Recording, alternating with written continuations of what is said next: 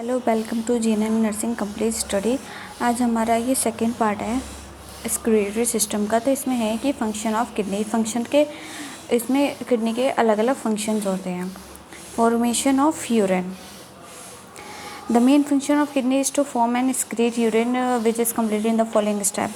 जो किडनी का जो मेन फंक्शन होता है कि जो यूरिन को फॉर्म करती है और एक्सक्रीट करती है, और ये कुछ फॉलोइंग स्टेप में जो है यूरिन का फॉर्मेशन कंप्लीटेड होता है। Glomerular filtration, tubular secretion, tubular reabsorption. तो हम इसको देख लेते हैं। ये हमारा है जो कि कुछ ही टाइम में जो हमारा फॉर्मेशन है यूरिन का या सिक्रीशन है, तो ये कवर अप होता है कुछ ही टाइम में। ये पहला हमारा है ग्लोमेरुलर फिल्ट्रेशन। देखो जो ये होता है, ये हमारा बोमेन कैप्सूल होता है, कप लाइक स्ट्रक्चर जिसको हम बोमेन कैप्सूल बोलते हैं, और ये हमारा ग्लोमेरुलस होता है। ये एक छलनी की तरह होता है। जो चीज़ इसमें से निकलती है, water, solute, blood plasma, red blood cell जो है वो नहीं निकलते, तो वो वापस जो है इफरेंट आर्ट्रियोल के द्वारा निकल जाते हैं, एफरेंट आर्ट्रियोल से आते हैं। और जो हमारा कुछ चीज़ें होती हैं जो निकल जाती हैं और फिर वो दोबारा से रीअब्जॉर्प्शन हो जाती हैं, तो इसी के बारे में हम पढ़ेंगे हमारे इसमें ग्लोमेरुलर में। The afferent arteriole diameter entering the capsule और glomerular capsule is more than diameter of efferent arteriole. Afferent arteriole का जो डायमीटर है जब वो कैप्सूल के अंदर आता है, और ग्लोमेरुलर कैप्सूल से ज़्यादा इफरेंट आर्टियोल से ज़्यादा बड़ा होता है efferent arteriole, so that the flow of blood in these arteries causes more pressure on glomerular. जब ब्लड का फ्लो आता है तो इन दीज आर्टरीज में जो है बहुत ज़्यादा प्रेशर पड़ता है हमारे ग्लोमेरुलस पे। The membrane of glomerulus and Bowman capsule is semi permeable. Glomerulus और बोमेन कैप्सूल की जो मेम्ब्रेन है वो सेमी परमेबल, क्योंकि इसमें से चीज़ें निकल जाती हैं। Due to excessive blood pressure, this blood gets passed through the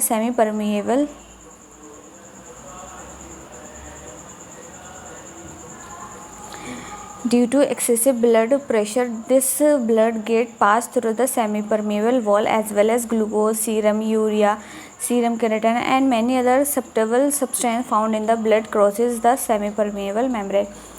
कुछ एक्सेसिव ब्लड प्रेशर की वजह से कुछ चीज़ें जो हैं वो पास हो जाती हैं सेमी परमेबल मेम्ब्रेन में से, वॉल में से। जो ग्लूकोज है, सीरम है, यूरिया है, क्रेटानाइन है और अदर कुछ सब्सटेंस है जो कि ब्लड में फाउंड होते हैं, वो सेमी परमेबल मेम्ब्रेन में क्रॉस हो जाते हैं। Blood cell found in the blood can not cross by this semi permeable membrane.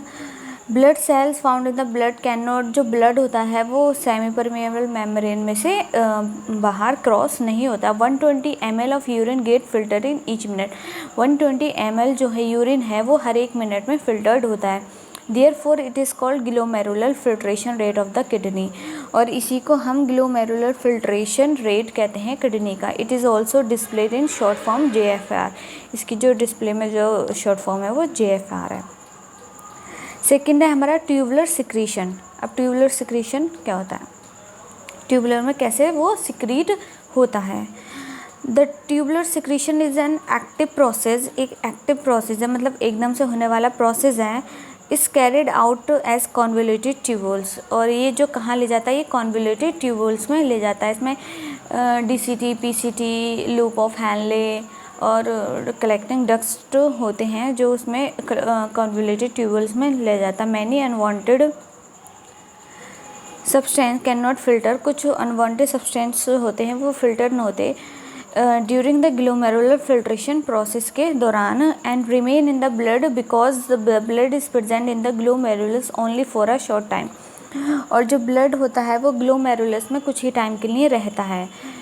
Hence, these unwanted substances like foreign material, drugs such as penicillin, aspirin, potassium, etc., directly secreted into convoluted tubule from peritubular capillaries. कुछ unwanted substance होते हैं जैसे foreign material, drugs, penicillin, aspirin, potassium, वो directly secrete हो जाते हैं convoluted tubules में, पर्टुलेटेड capillaries के द्वारा।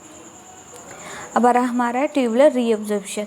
ट्यूबुलर रीएब्जॉर्प्शन इसको इसलिए बोला है कि जो चीज़ ग्लोमेरुलर फिल्ट्रेशन में रीएब्जॉर्ब नहीं हो पाती, मतलब उसका जो हमारा स्मॉल इंटेस्टाइन है तो वहाँ पे कुछ चीज़ें जो हमारी रह जाती हैं तो वो फिल्ट्रेशन नहीं होती, तो किडनी के द्वारा जब हमारे यहाँ पे दोबारा से फिल्ट्रेशन होता है, फॉर्मेशन होता है यूरिन का, तो उसके द्वारा ही कुछ चीज़ें हैं जैसे पोटेशियम, कैल्शियम, ये सब चीज़ें आ जाती हैं।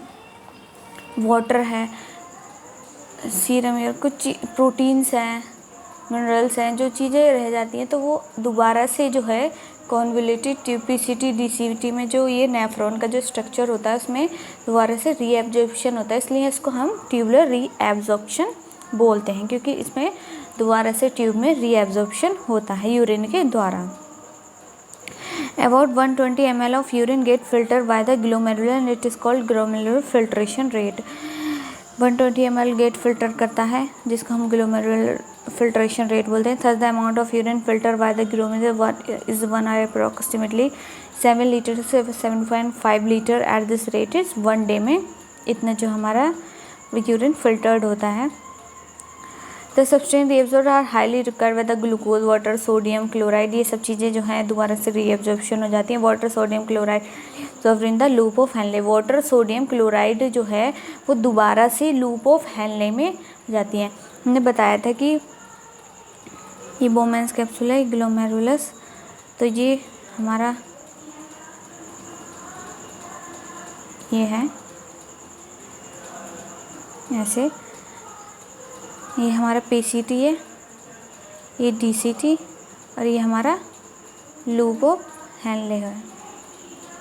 यहाँ पे हमारा लूप ऑफ हेनले, तो यहाँ पे जो है दोबारा से ये डीसीटी है और ये कलेक्टिंग डक्ट होता है। हाँ, urine is formed by the above 3 process, hence urine drain through the renal duct.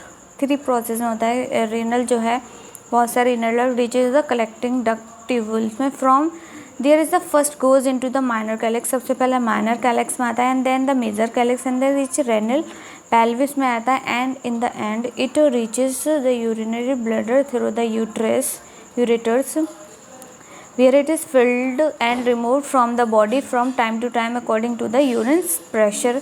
जो है वो रिमूव्ड होता रहता है बॉडी से बाहर जब यूरिन का प्रेशर हमें आता है।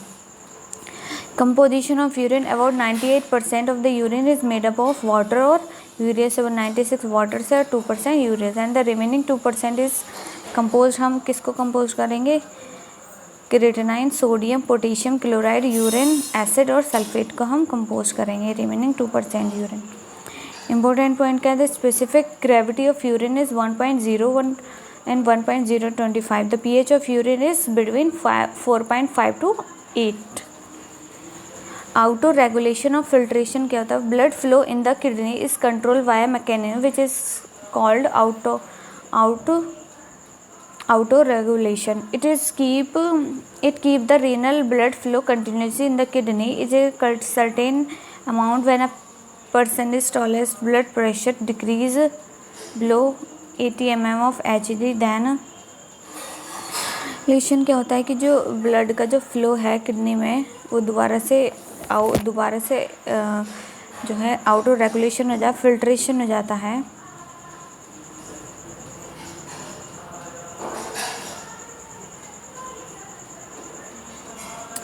Other important function of kidney maintain electrolyte in the body like sodium, potassium and chloride।